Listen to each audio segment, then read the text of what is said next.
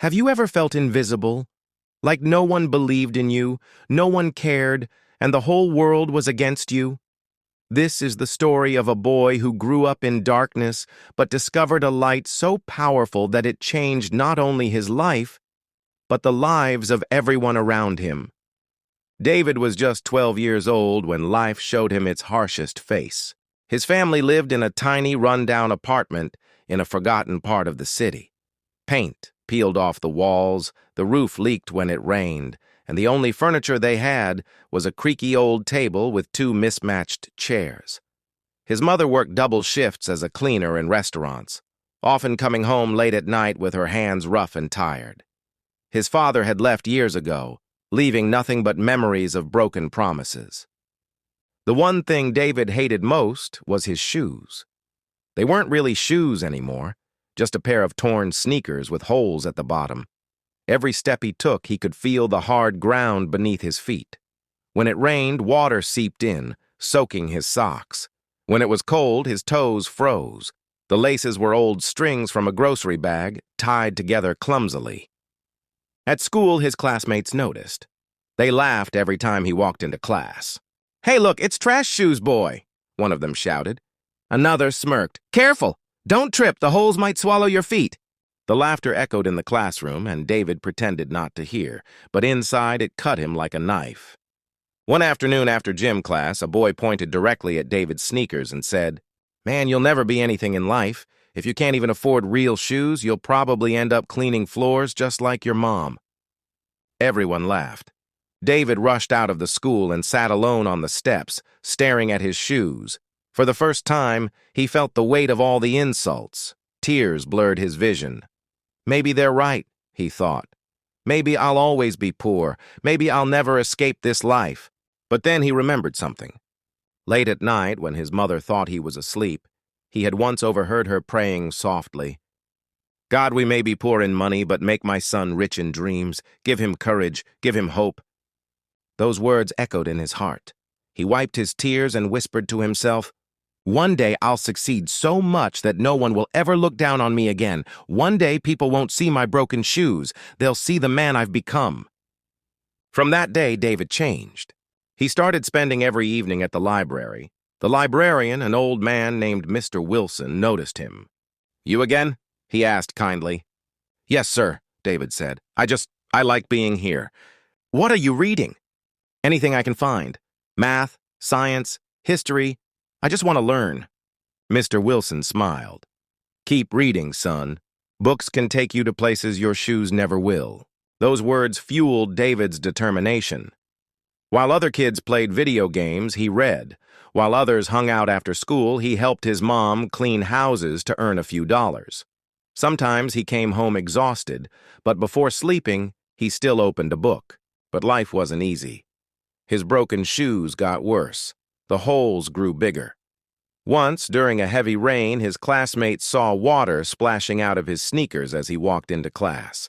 They laughed so hard that even the teacher struggled to silence them. David's face turned red, but he kept walking head high. Inside, he told himself, "One day these shoes will be a story I tell, not a shame I carry." By the time David turned 16, he had read more books than most of his teachers. He dreamed of becoming an entrepreneur, of building something of his own. But when he shared his dreams, people laughed again. "You? Start a business?" One boy smirked. "You don't even have decent shoes. Dream smaller, man." But David refused to let their words decide his destiny. He started small, helping neighbors fix broken gadgets, mowing lawns, even selling lemonade during the summer.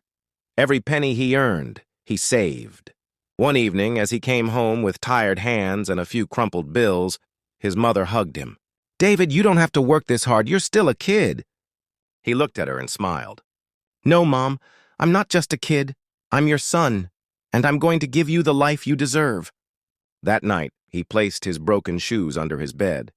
They were falling apart completely, almost unwearable, but he refused to throw them away. He told himself, "These shoes will remind me of where I started. They will remind me to never give up." David's journey was long and filled with failures. He faced rejection after rejection. His first small business idea failed. His second one failed too. Many nights he felt like giving up. He remembered the laughter, the insults, the broken shoes, and it hurt. But every time he wanted to quit, he looked at those shoes and remembered the boy who promised never to surrender. Finally, after years of hard work, endless nights, and countless setbacks, David launched a company that began to grow.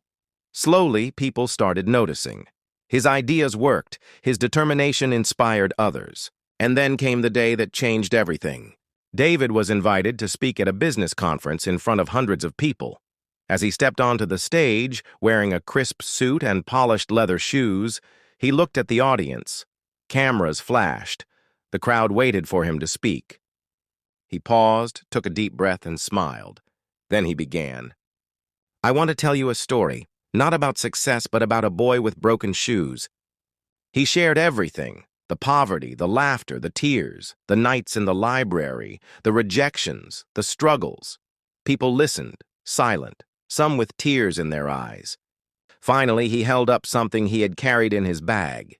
It was his old, torn sneakers, the same ones that once brought him shame.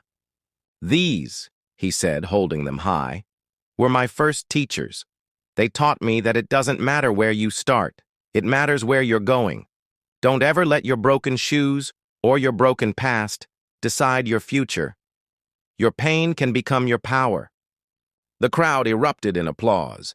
Many stood, clapping with tears streaming down their faces.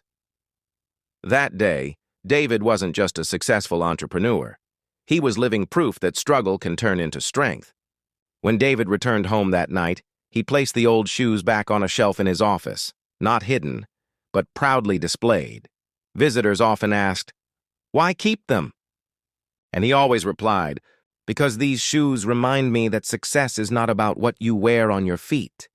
It's about the fire you carry in your heart." If this story touched your heart, don't forget to like and subscribe. Remember, sometimes the last step you take in pain is the first step toward your success.